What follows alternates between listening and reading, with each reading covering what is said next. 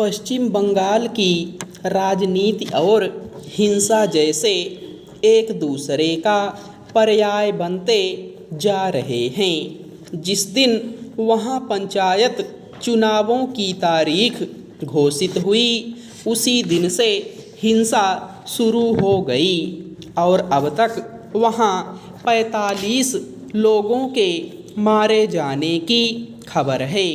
नामांकन से लेकर मतदान और मतगणना के दिन तक हिंसक झड़पें होती रहीं, जैसा कि पश्चिम बंगाल चुनावों में देखा जाता रहा है।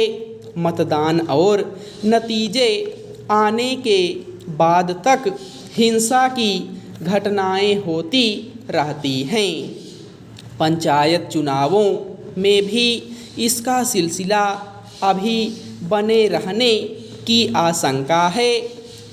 मतगणना के वक्त विभिन्न जगहों पर विभिन्न राजनीतिक दलों के कार्यकर्ताओं के बीच हिंसक झड़पें हुईं और 6 लोग मारे गए।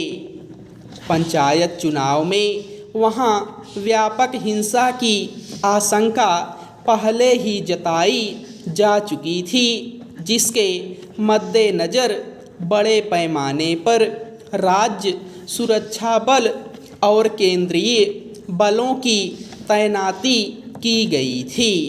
फिर भी हिंसक घटनाएं नहीं रुकीं, तो इसमें किसे दोष देना चाहिए? अब राजनीतिक दल एक दूसरे पर आरोप प्रत्यारोप लगाने में जुट गए हैं।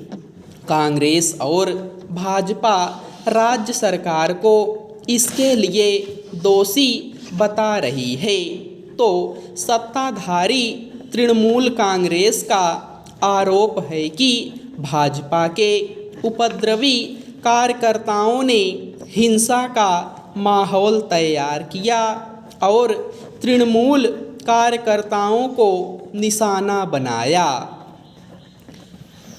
इस हिंसा में बेशक सत्ताधारी तृणमूल कांग्रेस के कार्यकर्ता अधिक मारे गए हैं, मगर इस आधार पर राज्य सरकार को कानून व्यवस्था संबंधी अपनी जिम्मेदारियों से मुक्ति नहीं मिल जाती।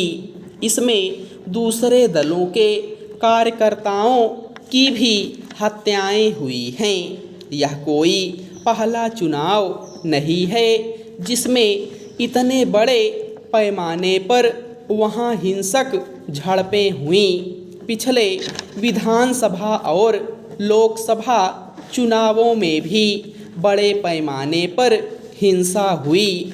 यह समझ से परे है कि आखिर पश्चिम बंगाल में राजनीतिक दलों और उनके कार्यकर्ताओं का लोकतांत्रिक प्रक्रिया पर भरोसा इतना कमज़ोर कैसे होता गया है कि वे कानून व्यवस्था को धता बताते हुए अपने ढंग से मतदान कराने पर उतारू हो जाते हैं। वहाँ कोई भी राजनीतिक दल ऐसा नहीं दिखाई देता जो अपने कार्यकर्ताओं को राजनीतिक हिंसा से दूर रहने का अनुशासन सिखाता हो, बल्कि अब तो लगता है कि वहाँ के मुख्य प्रतिद्वंद्वी दल सिद्धांतों के बजाय बाहुबल के जरिए मतदाताओं को अपने पाले में खींचने में ज़्यादा यकीन करते हैं। इसके चलते वहाँ साजिशें भी रची जाती हैं और राजनीतिक दल विद्वेष को सतत बनाए रखने का प्रयास होता है। यही कारण है कि वहाँ राजनीतिक दलों के कार्यकर्ताओं में लगातार एक प्रकार का तनाव नज़र आता है।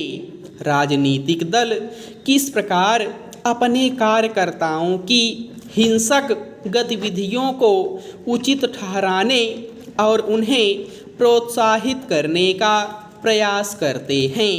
इसका उदाहरण खुद कुछ साल पहले मुख्यमंत्री ममता बनर्जी ने दिया था। उनके कुछ कार्यकर्ताओं को पुलिस ने पकड़ा तो वे खुद उन्हें छुड़ाने के लिए थाने पहुंच गई थीं। इसी तरह दूसरे राजनीतिक दल भी पुलिस को अपने प्रभाव में लेकर अपने कार्यकर्ताओं की हिंसक गतिविधियों पर पर्दा डालने का प्रयास करते देखे जाते हैं। मगर ममता बनर्जी अगर सचमुच पश्चिम बंगाल में सुशासन के प्रति गंभीर होती तो इस तरह वहाँ हिंसक घटनाएं न होने पाती। चुनावों के समय, खासकर पंचायत चुनावों के समय हुई हिंसक घटनाओं से पैदा हुई दुश्मनी लंबे समय तक बनी रहती है। इस तरह बदले की भावना से नई हिंसक घटनाओं की संभावना भी पलती रहती है। ऐसे चुनाव को भला कैसे कोई लोकतांत्रिक प्रक्रिया के तहत हुआ चुनाव कह सकता है।